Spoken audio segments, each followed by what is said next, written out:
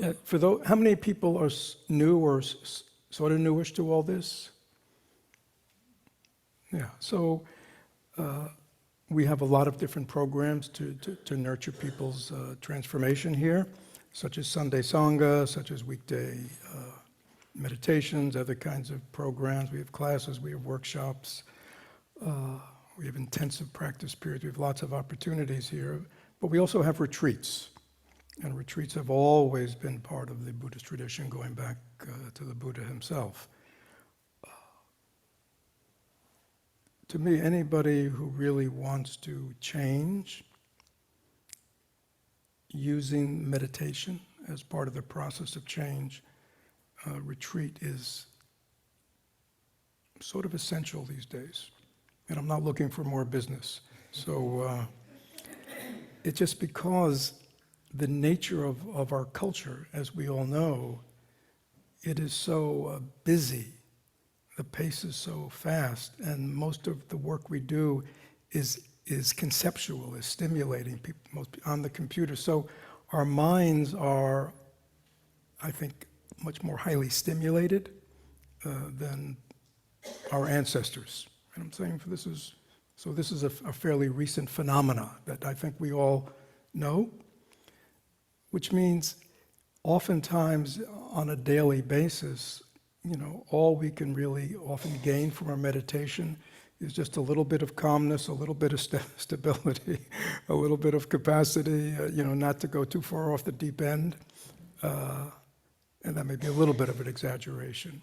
It's just very difficult to really make any real significant gains in terms of changing how we are, insights and all that, unless we can kind of step back. And as I say, daily meditation, we step back, but it's, 15 minutes, 30 minutes, maybe 45 or an hour, but it's still all within the context of this bigger, frenetic, highly stimulating pace that we live in. So we do retreats here. We do weekend retreats, we do beginner retreats, we do all kinds of retreats. And this is a wisdom retreat. How many people heard Angie's talk last week? Yeah, so Angie talked about our 3 paths, right? Our paths of practice. So this retreat is a wisdom retreat. One way to understand that, it's sort of like the deep end of the pool, right? It's all the pool, but if you're just learning how to swim, you usually learn to swim in the shallow area, right? You don't go into the deep end until you know how to swim. And that's not a judgment. That's just an understanding that without some swimming skills, some swimming ability, one's capacity to survive is a little strong. At the deep end, will be very challenging. So So again, for those who are new, who just kind of walked in and they're just kind of looking for a little mindfulness or wondering what this is about, you've kind of walked into a little bit toward the deep end. But I think that's good to know. It's sort of like if we're hiking, we may see, this trail goes all the way up that mountain. But I think I'm just going to walk the first 2 or 3 miles. So we can enjoy that walk, but it's also good to know that this is where the trail goes, and if we want, someday we can take it to the top. Okay? So that's just good to know. Again, because also I think in our culture, we know about religion, right? We know about practicing a religion, doing religious practices, but we are less familiar with the idea of a spiritual path, the idea of that you sort of begin here and you work and work it and work it and work it and work it till you arrive at some sort of destination, right? As opposed to religion, which is often just something we practice, very much part of our life. But a path is something that goes from somewhere to somewhere else. So this retreat that members are on. The title is Transforming Confusion into Wisdom, the Path of Clear Seeing.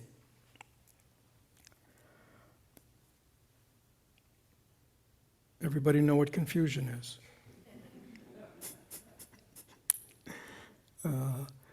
But we know confusion more like as a kind of a mind state we may stumble into.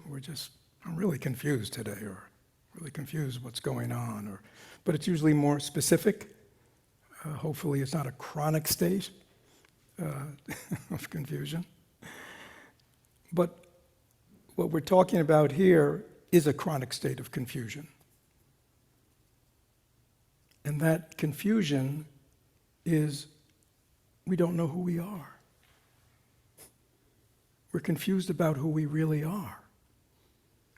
We're confused about what's really going on in this life, because that's why we keep sort of making mistakes or causing suffering to ourselves or others, or trying this or trying that. We want to be happy. We don't want to suffer. We want a peaceful mind. We want harmonious relations, right? And yet somehow we're confused about how to achieve that. So there's a fundamental confusion, and in Buddhism we say that's because we don't really understand the nature of reality, the nature of what's really going on, or who and what I really am. Sort of like false identity. We identify ourselves. You see, we identify, anybody ever look in a mirror? Okay. And what do you see when you look in the mirror? You see who? You see me. I mean, you don't see me. then you'd really be confused. But, but you see a person that you think is you, and the world thinks is you, right? I mean, it's our body, it's the way we appear. But next time you look in the mirror, pay attention to the one that's looking on this side. Is it the same? You see the body there. That's you. That's what everybody identifies as you. That's what you dress every day and present every day. And yet, that which is looking out through your eyes, is it the same as that, you see? And that's very interesting, you see, to realize that sort of the public face, the public mask, which again many of us have learned to cultivate for all kinds of reasons, may not be who I really am. But many of us don't really know who we are in any kind of deep way. So that's a kind of fundamental confusion. So when we talk about transforming confusion into wisdom, we're not talking about anything extraordinary, right? The wisdom that we're looking to gain is the wisdom of knowing who I am, the wisdom of knowing how reality really is. So when we come out of confusion and we see things as they really are, we call this the path of clear seeing, then what? Then we have wisdom. It's not like a thing that we have to read about. There's many types of wisdom that comes from intellectual study, philosophy, all that kind of good stuff. But we're talking here at this level of practice of a wisdom that really comes from knowing my own mind, and what is the means par excellence of knowing. It's meditation. So that's at the deeper end of the pool. In the beginning of the pool, meditation is often about what? Calming, quieting, stabilizing, calm this beast down, just going to, right? And that's good. But at this other end of the pool, the purpose of meditation is really to know who and what I really am, to know myself. So let me just read the description, so I'll give you a sense of what this is about. This is the description for those who are on retreat. So it's a good reminder for those who are on retreat. This is what you signed up for. And again, they're going to be here for 7 days in silence. Most of them are living here at our residence, but some are commuting. But this is not a hybrid retreat because it's a very personal kind of experience. So we don't do it hybrid. So this is from the description. From the time of the Buddha, awakened teachers have pointed out that our thinking mind is merely a functional capacity of our original natural mind. Mistakenly identifying with a small and conceptually constructed mind, we never are able to experience the innate simplicity and spontaneous wisdom that is our true birthright. So this kind of encapsulates kind of this fundamental misconception we have about who we are, this confusion. Does everybody know what their thinking mind is? You know that one? Endlessly generating thoughts. It also has other capacities. It can remember. It can be logical. It can be analytical. I mean, it's all, but that's all within the realm of thought. Is that clear? Okay. It's sort of like, I always like the metaphor of, has anybody here ever done scuba diving or what's the other thing called, with the snorkeling? Sort of familiar with that? Yeah. The surface of the ocean, when we're on the surface, we have no idea what's down there, do we? We're just on the surface. And a lot of times the surface, not only can we not see down too far, but the surface is often a little rough, sometimes very rough. Right? And yet if you've ever snorkeled or scubaed, when you go down, not all that far, what begins to happen? Calm. Calm. Like there's a whole nother world of calmness and openness. The other thing, if you've ever done scuba or anything, is other than that kind of sound of the the tank, it's incredibly silent. So we know the surface of our mind. We know our thoughts, we know our ideas, we know our likes, we know our dislikes, the whole panoply of thought. But we don't know the deeper aspects of our mind, which is really, often the analogy is, it's sort of like an eggplant. Everybody know what an eggplant is? Like a really big eggplant, right? If you think, so it's got that little green part on top, right? And then it's got this big, black, beautiful black, right? The top green part is our thinking mind. That other part is really the depth of our true mind. So, not knowing who we are, not knowing the truth about our mind and everything, and not having that experience, it's easy to get lost, you see, without that deeper ground. And again, please don't believe that somehow this is sort of extraordinary. This is mystical. This is esoteric. Not at all. This is right now. This can be experienced right now because it is just the very nature of our mind. It's nothing extraordinary. But because all we've received mostly in this life is just thoughts, information, ideas, right? No one's ever pointed out to us who and what we really are. So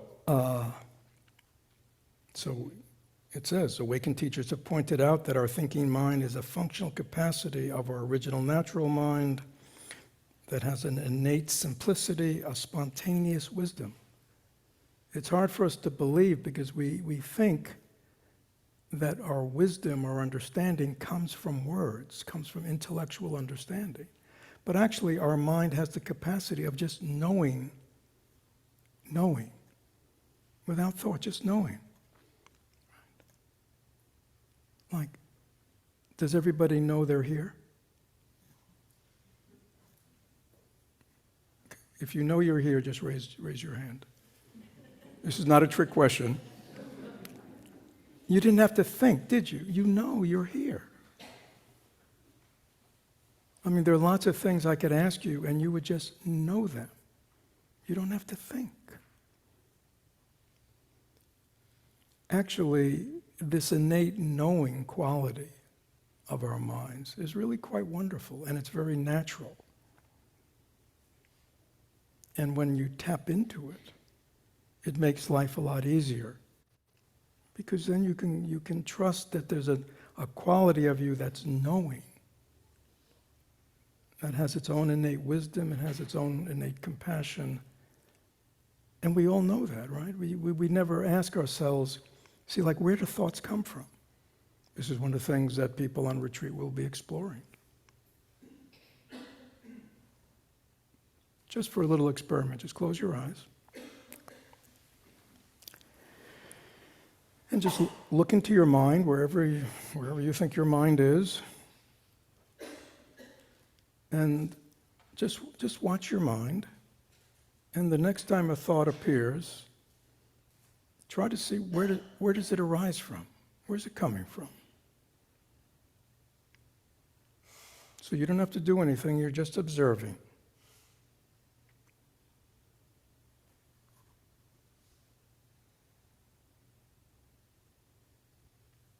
Can you see a place like a storeroom, or do you see somebody in there who's kind of sending them up?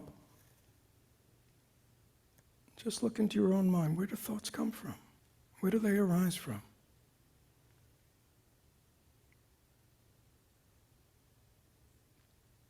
Can you actually, this is not thinking. I'm just asking you to look. This is not something to analyze. Just look into your own mind and watch as thoughts appear, and just see if you can see where they come from. Do they come from a place? Do they come from a person? What's...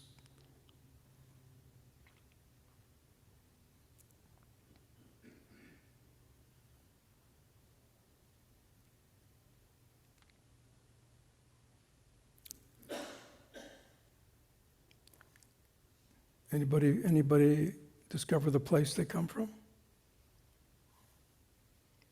Just raise your hand and call it out. People online can just chat it in. Anybody find out where thoughts come from? What did you experience? What? Well, where do they come from? Do they come from anywhere? Yes? I would say from me, from my subconscious, maybe? That's a thought. Do you see anything? Just close your eyes. Do you see anything in there that's called a subconscious? No.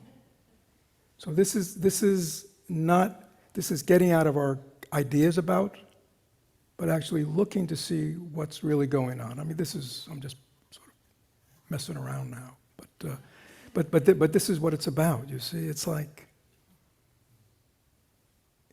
I think I'm thinking my thoughts. Like we would say, oh yeah, they're my thoughts, I'm thinking them. But is that really true? Or are they just appearing out of nowhere?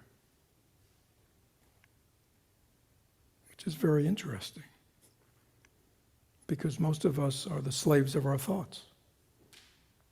Good thoughts, bad thoughts, happy thoughts, sad thoughts, right? So, knowing the nature of our mind, knowing the nature of our thoughts, very important. So, spontaneous wisdom, instead we live in a self-created reality that prevents us from experiencing ease, emotional balance, deep contentment in our life. In the meditative tradition of great perfection, so my own path has been through Zen, through Japanese Zen and then Vietnamese Zen with Thich Nhat Hanh, but also had Tibetan teachers, and in their tradition, they sort of go to the same place. It's called the Great Perfection, or Dzogchen. And this is what this retreat is based on, those teachings. And the reason I like it, because as I wrote here, the path in the Great Perfection tradition, the path that leads to awakening is very clearly delineated. It involves establishing a strong foundation or ground for one's spiritual life, following a path that is clearly marked, and ultimately arriving at the place of one's deepest aspiration. Has anybody ever gone hiking? And especially like you want to get somewhere? Is it nice to have a well-marked path?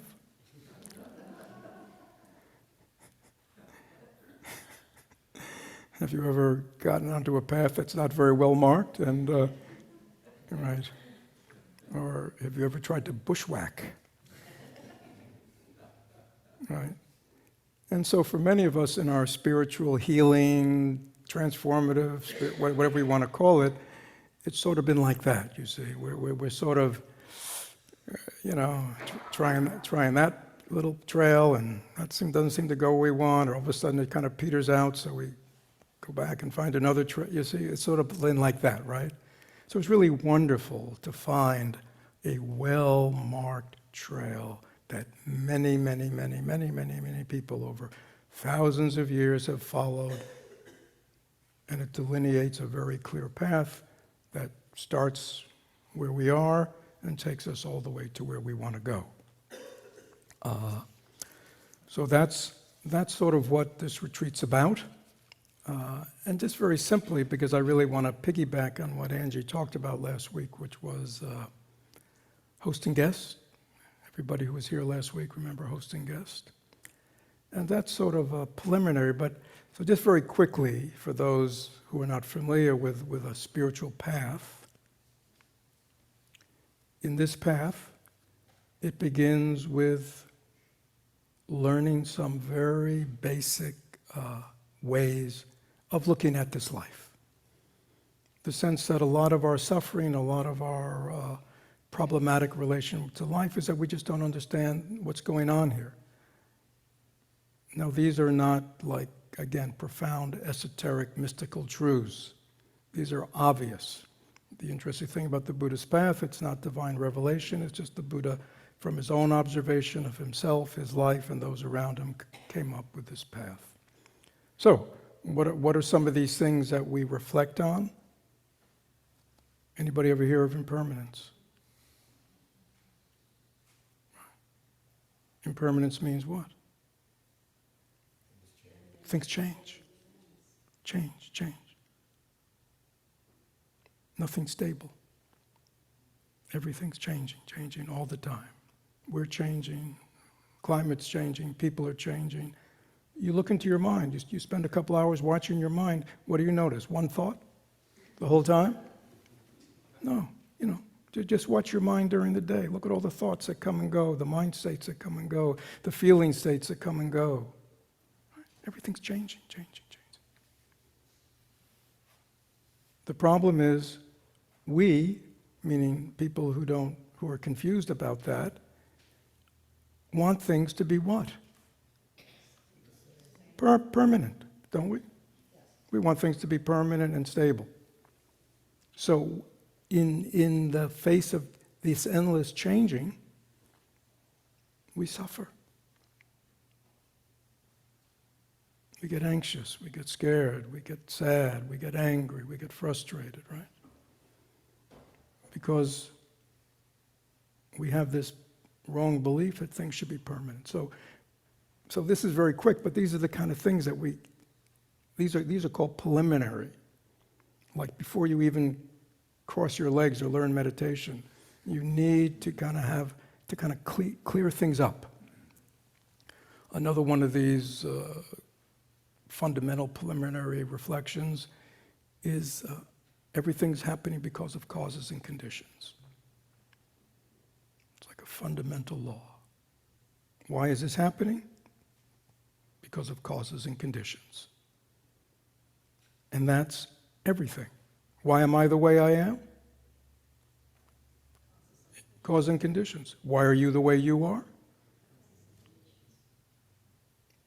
Why is the world the way it is? Yes. Why is this person the way they are? Especially the ones that, right? But we don't want that to be that way, do we? Right? We want the world, we want people, we want ourselves to be different than we want the world to be different than it is. We want people to be different than they are, especially the people we really don't care for. The ones who give us a hard time, right? We want them. And many people have a hard time just accepting themselves. Because we don't understand that everything, including myself, you sit down to meditation. Maybe some of you experience that today. You'd like to have what kind of mind? What? Calm mind. What else would you like? Peaceful mind. Anything else you'd like? Quiet mind, yeah. Anything else you'd like? Clear. Would you also like to be a great meditator and have really strong concentration? How many people would like that? Yes. What's the problem, my friends? When we sit down, who's there?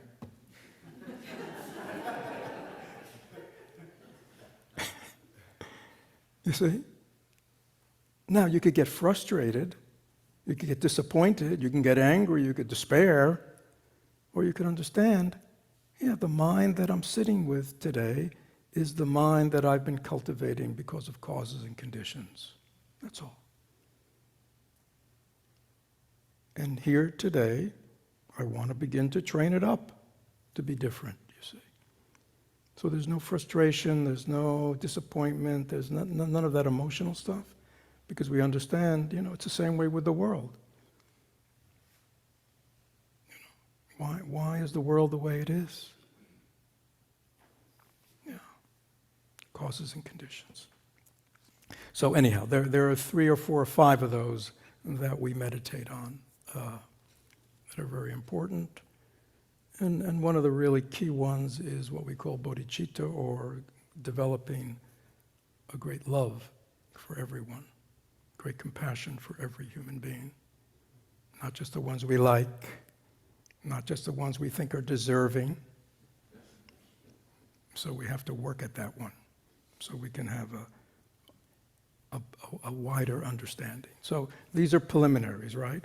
So that's the first step in this path, Dzogchen path. The second path is called cleaning the bowl, right? It's an acknowledgement that not only do we have wrong views, but we're just what? Messy.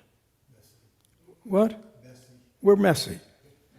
Our minds are messy. We have guilt and we have shame and we have a lot of doubt. I mean, we have, we don't trust. We don't like making commitments. Anybody want to add to that list?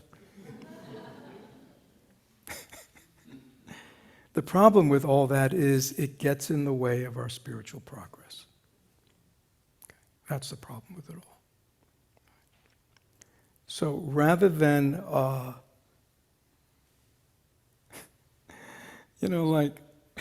let's go back to hiking. Anybody ever go hiking? Is it always like just a walk in the park? No, sometimes it's what? Difficult, challenging, it rains, it's too hot, the bugs bite, all kinds of stuff. And it's very easy for us to get frustrated, for you to say, what am I doing here? I'm quitting. Right? You see? Even though this path is taking us where we want, we're not prepared. And our own stuff gets in the way. Our own stuff, can I really do this? Do I have the strength to do this? Do I really want to do this? And when I set out, I was full of enthusiasm. Now I'm, 2 days later or something, I'm going, am I crazy? you know. And that's with many of us in our transformative life. We're good starters, but then our stuff comes up. Our doubt, our lack of faith or trust in ourselves, or difficulty we have in being consistent in life. You know, consistently applying. Do you understand? So this next, and I won't go into it, are very specific practices. It's called cleaning the bowl. Right? The idea is our minds at this point, they're dirty with all our stuff. It has holes. So put stuff in, it leaks out. Right? And some people have what's called an upside down bowl. Okay, so the idea is we want to take these teachings and practices, which we know have the power to liberate us, and we got to put them in the bowl. The bowl is our mind, and yet for some of us, our minds are like this, right? So if you pour, it's all going to go where? On the ground. It's not even going to get in. I mean, some of us are like that, right? We're just very rigid. We think we know everything. We think we know best. You know, it doesn't matter what we're exposed to. We always discount it.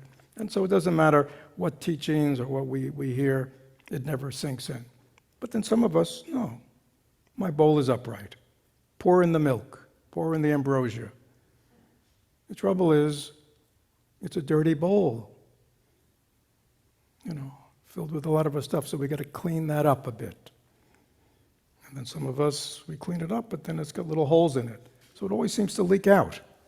You know, I mean, I just had a good meditation, and I had a good talk with my friend about really deep spiritual matters, or I just woke up this morning and I set my intention of how I wanted to be today.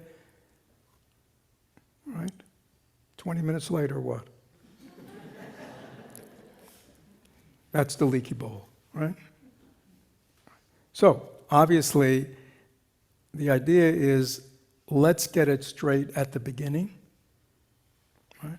And then the journey will go smooth. I won't have to deal with stuff. So many of us wonder why we've undertaken a spiritual transformative path at whatever degree, but we seem to always kind of be recycling old patterns. We seem to always get kind of stuck or sabotaged. People know what I mean? And we wonder why. Yeah, and it's often because we've just, it's like we've just jumped right into it without realizing, you know, there's some cleansing work, there's some stabilizing work, there's some healing work that needs to be understood, you know, or else, you know, in Buddhism we really spend a lot of time kind of using intellect to really, you know, make sure that this is really, you know, this makes sense to me.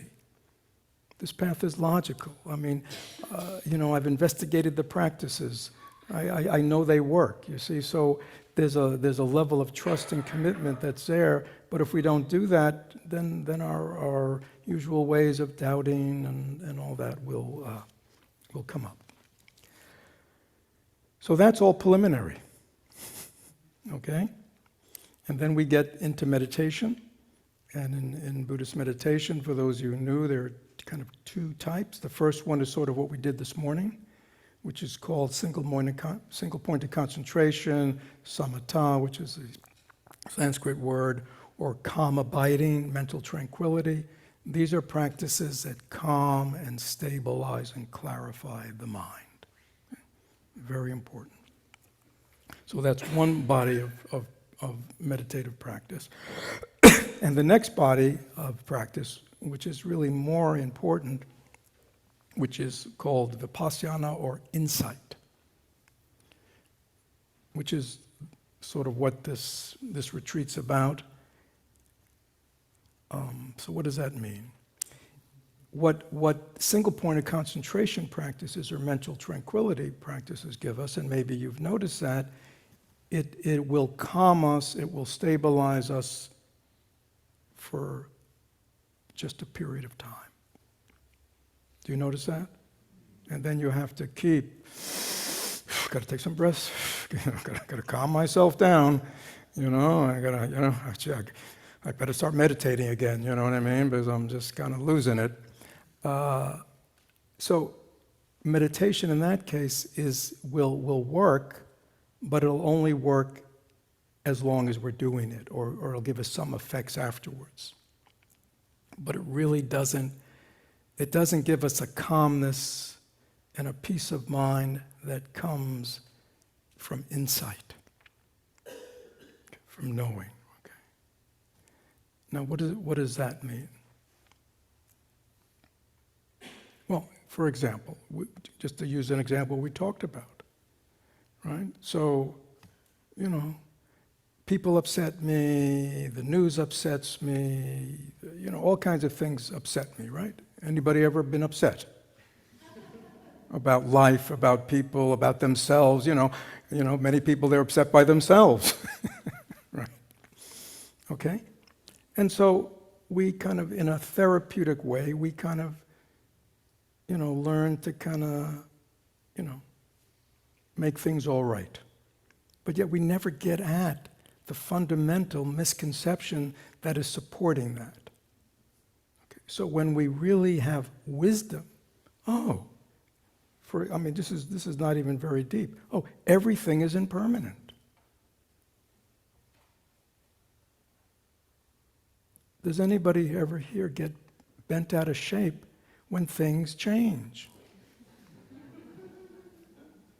You see? Now, we can always be calming ourselves down or go into therapy and all that, or we could accept that's just the nature of everything. Everything changes, and everything changes why? Causes and conditions. I get it. So all of a sudden, that opposition to the world and life and all that agitation isn't there anymore. I don't have to keep calming myself down. Do you understand what I'm saying? So even understanding these fundamental laws, which gives us a kind of wisdom, a kind of intelligence, which allows us to navigate life in a much easier way. And so it gives us a calmness and a peace of mind that's not produced by having to meditate. And I know this is a meditation center. You see, because we've taken out, it's like, I've taken the thorn out of my foot. I don't have to keep treating it. The thorn's out. I don't have that pain anymore that I used to have to treat every day, take care of every day, bandage every day. So insight is very important in this tradition, the second type of meditation.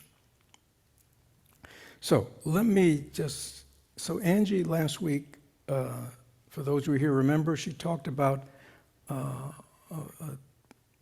Buddhist teaching about host and guest. And in the Dzogchen tradition, that analogy is a little different, but it's also considered now a special kind of preliminary when you enter these higher teachings. Well, let me go to another one first, okay? And that is called really distinguishing of the three, body, speech, and mind. Who's the ruler? Who's the king? Who's the queen? Who's the king, queen? The ruler. This is very important. You might go, well, because in Buddhist teaching, a human being is made up of a body, speech, and mind. Right? That's how we enter the world. We enter the world as a body. We enter the world through our words, and we enter the world through our mind, thoughts, feelings, perceptions. Is that clear? Okay. Now, the body, who does the body take its directions from? Right? I mean, does the body go to the fridge all by itself? You may think it does. Right? Right? The body makes all kinds of choices, doesn't it? It goes after this, goes after that, it rejects this, it likes this, it doesn't like that. But if you think about it, is it the body that has likes and dislikes? That wants pleasure, that wants, you see? Who's the ruler of the body? The mind. The other, as human beings, the major way we interact with each other is through words. Right? We talk to each other. And our speech can be loving and kind and helpful and constructive, and our speech can be harmful and destructive and, all kinds of ways, or just stupid, right? Now, is our mouth and tongue and breath operating independently? Sometimes it may seem that way.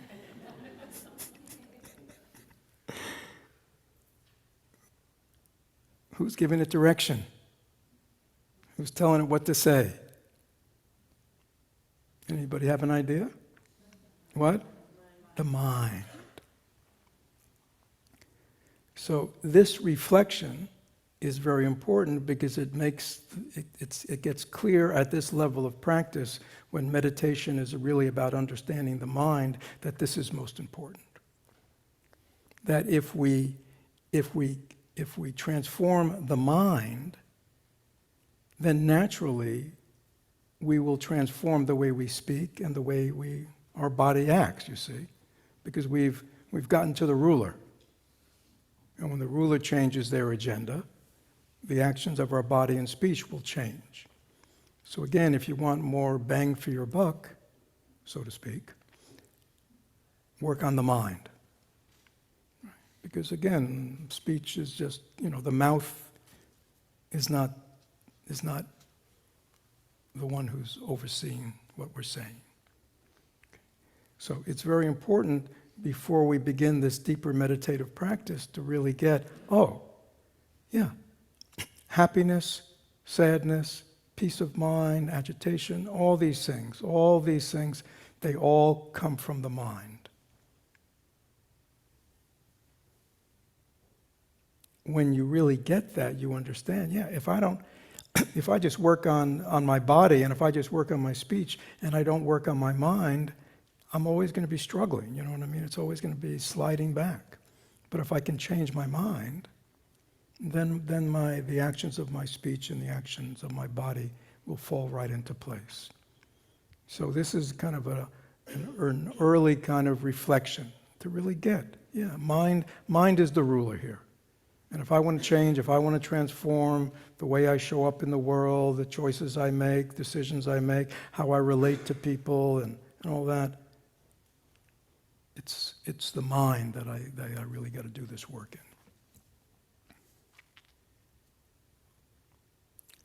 Now, the other preliminary is this distinguishment. This is what Angie was getting at last week with host and guest. Here it's called really awareness and appearances. Again, this is not profound. This is just distinguishing, kind of getting, as I said earlier, wisdom is really kind of understanding how things really are. So if I said to you, mirror, and the things that are reflected in the mirror, are they the same? What? The mirror always stays the same. Is that true? The function of a mirror is what? Just to reflect. Okay. The things that appear in the mirror are myriad. Is that true? Right? If you go into a public lavatory or something, I just flew the other last week. You go in the men's bathroom. They got all these big mirrors, and there's 15 different washstands. And everybody's right, and all these different people, all different kinds of people, all different kinds of angels of every type of gender and ethnic. Everybody's just washing their hands and right, and they appear in the mirror. Right, that's the world of appearances. The mirror, does it care who's in front of it? Not at all. Does the mirror just purely reflect whoever shows up? Right? All of a sudden somebody comes in, they're really angry and starts cursing. Does the mirror get upset? What? No. Somebody very nice, and they're really very nice, and say all kinds of wonderful things, right? I mean, does the mirror get off the wall and follow it out? Or say, stay here. It's so nice. It's so nice to have somebody like you in front of me. You don't know what I've been dealing with all day. Does the mirror do that? No. The mirror just what? It reflects purely. So one of the things to be distinguished early on is that this aspect of our mind that we might call awareness simply reflects whatever appears before it. When we see things, like right now, are you aware? Just notice, are you aware? Just stop for a second and just notice very simply that you're aware in this moment, right? You're not a stone, you're not a rock, you're not dead. If you were dead, you wouldn't have awareness. You could still see your body, right? I mean, if I was dead and they propped me up here, you'd go, oh, there's Fred. He's very quiet today. But he looks like Fred. He's got his eyes. This means like I just died. I mean, it's not like a week later.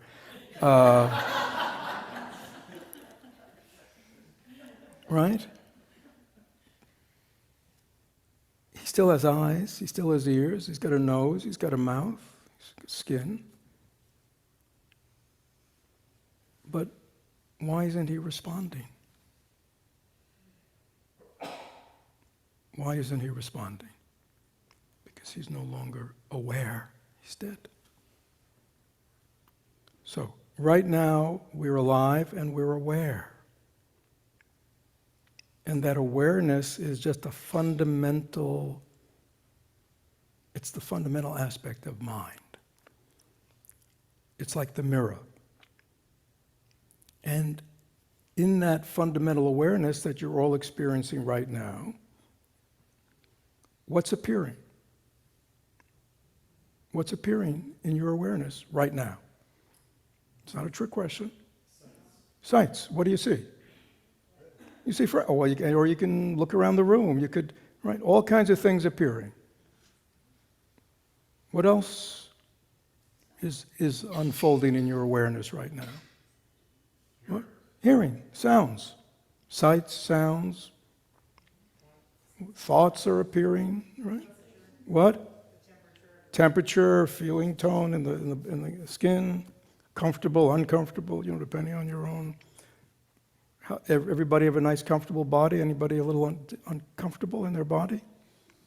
Yeah, that's something else that's appearing in your awareness. So all these things endlessly appearing. And this is just in this minute, and I could take another inventory. This is what's going on all day. Right? From the moment we wake up to the moment we go to sleep at night. And of course, when we're asleep, there's awareness. But we won't get into that one. But all day long, what's happening? Your fundamental awareness, your fundamental mind awareness mirror, mind, that's just aware. And they're all the things that appear in it, endlessly appearing, all day long. It's an interesting way of looking at your daily life, isn't it? Because most of us look at our daily life in terms of what? Drama. Drama, stories. But to look at daily life as all that's going on all day are things appearing and then something else is appearing, and then something else is appearing. And things are just appearing and disappearing. Like right now, you said, well, we see the meditation hall, or we see Fred, or we hear his voice, or I feel the fan. But when you leave here, is that going to be your experience? No. But wherever you are, you'll be doing the same thing. Now, why do we need to distinguish? Why is this a fundamental distinguishing? Like mind is the ruler. Why is this distinguishment so important? Anybody want to hazard or guess? Because I believe the appearances are real. Did you hear what he said? No. Because he believes the appearances are real. And because you believe all these things that appear, but you don't go around going, that's real, that's real, that's real. What does it actually mean when you say, I think everything that's appearing is real? I what? What do I do? What? Yeah, we attach to them. We grab onto them, or we push them away all day long. We like, we dislike, we want, we don't want. We remember. We think about, we ruminate about, right? So all day long we're lost in what? In thoughts that are all based on the things that are appearing.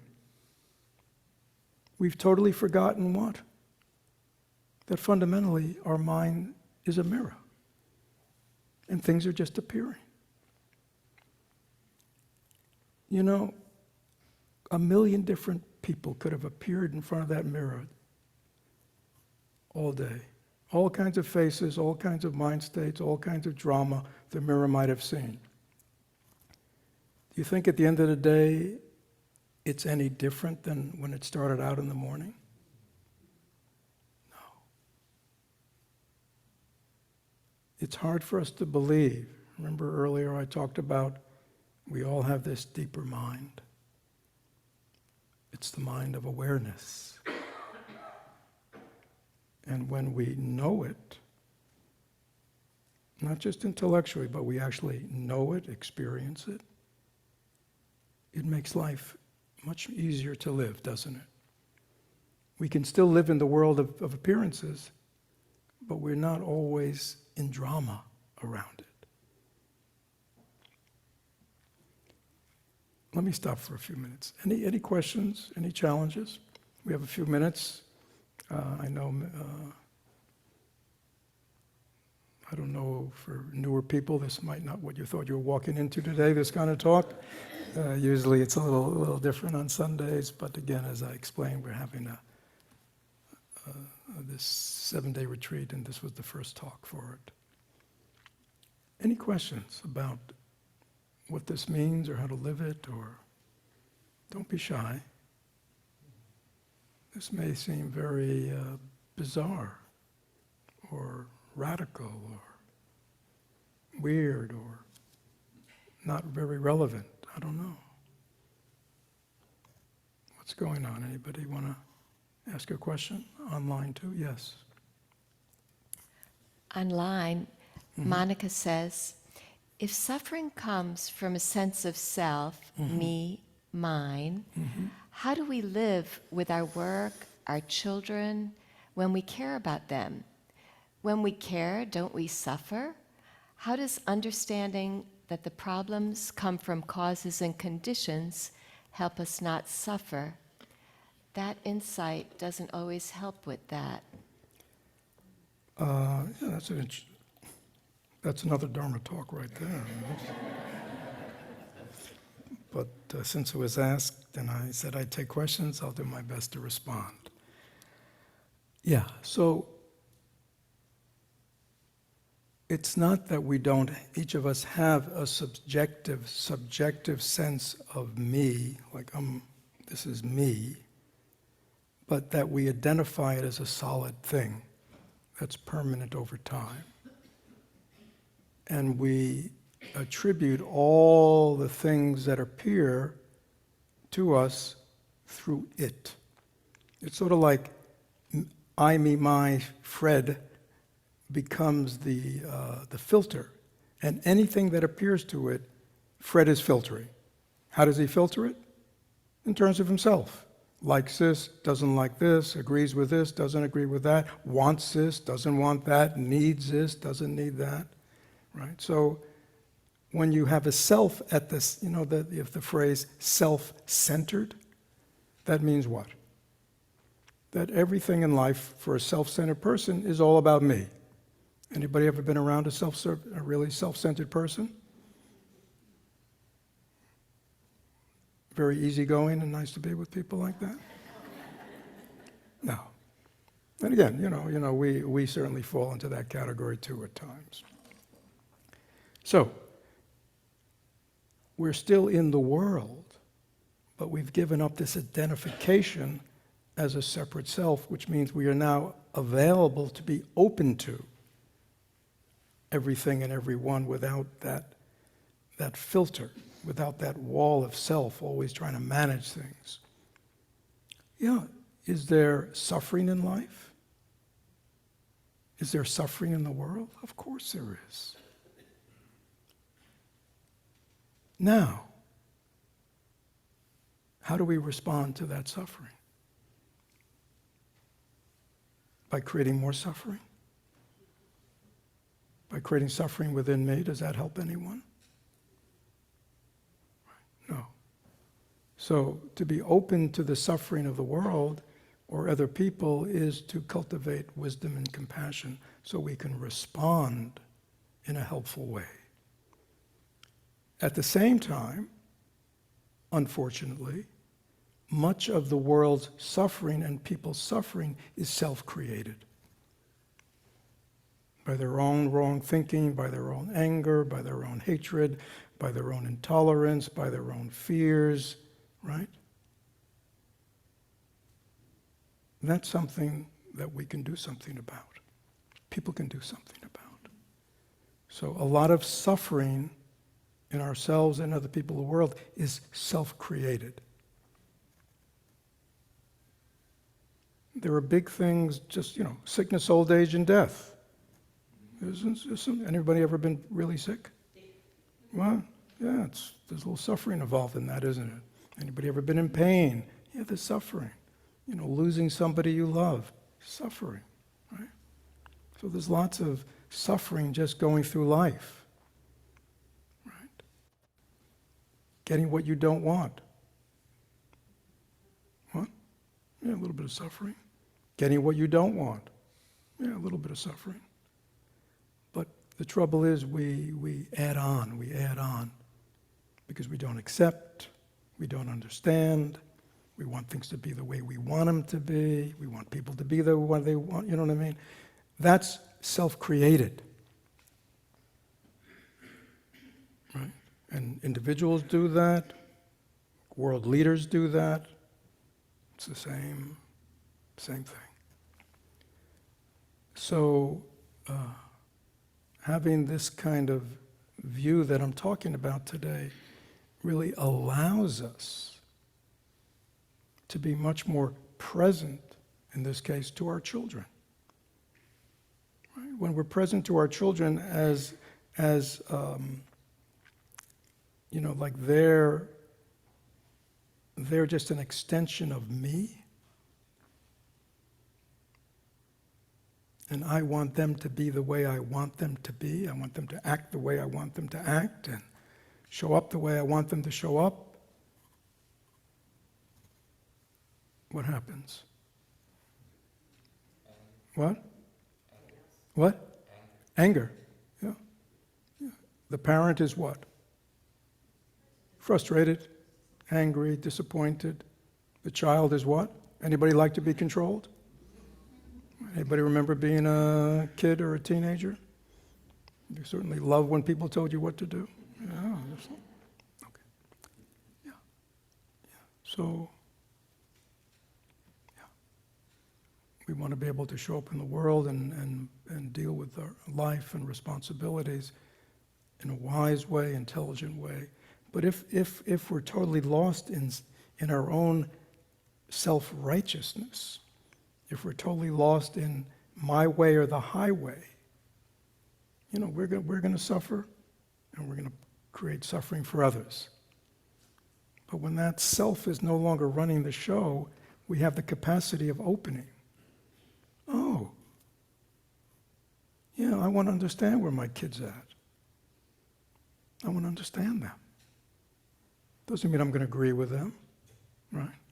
But I want to understand what the world looks like to them and why they're doing what they're doing. And when you have a parent who at least wants to understand you, they still may set limits on you, but at least they care about you. It's a different experience than just my way or the highway. Yeah. So anyhow, yeah. Any other questions? We have just maybe time for one more.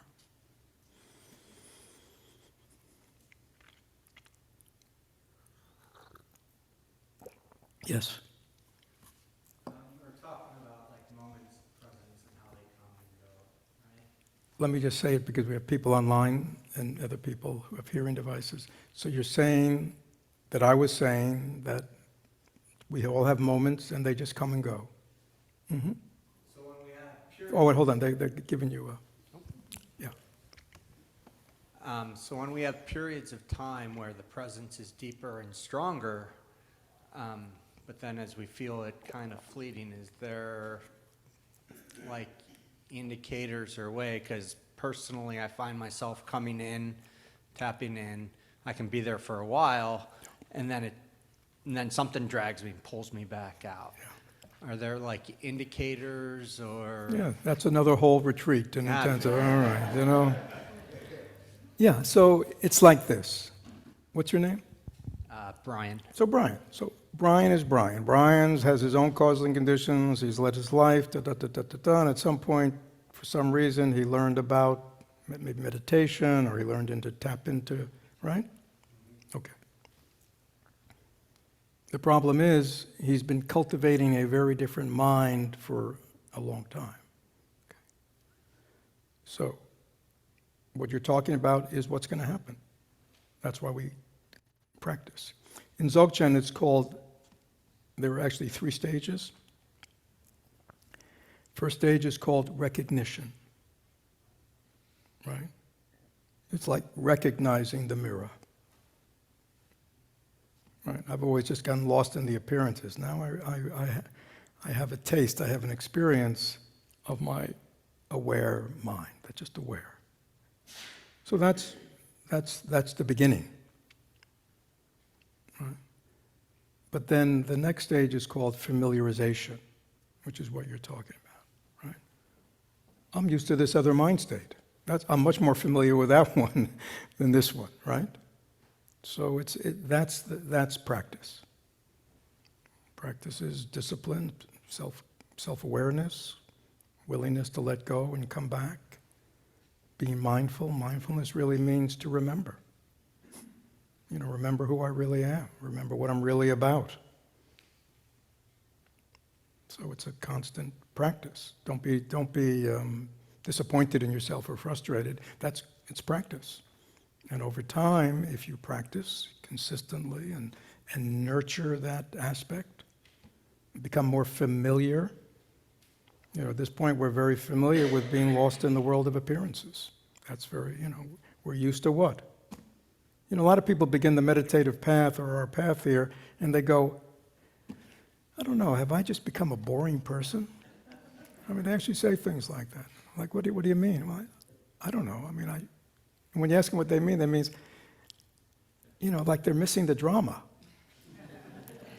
It's like somehow, having all that drama, all that emotionality was somehow normal, you see? And now that things are, more peaceful and calm and more harmonious, like, is there something wrong with me? I mean, people say that. Or because also people in their life go, what's happened to you? I mean, how come you're not all bent out of shape about this? Because you're going, well, it just causes and conditions, everything's impermanent. I mean, so don't be surprised that, that it appears that way.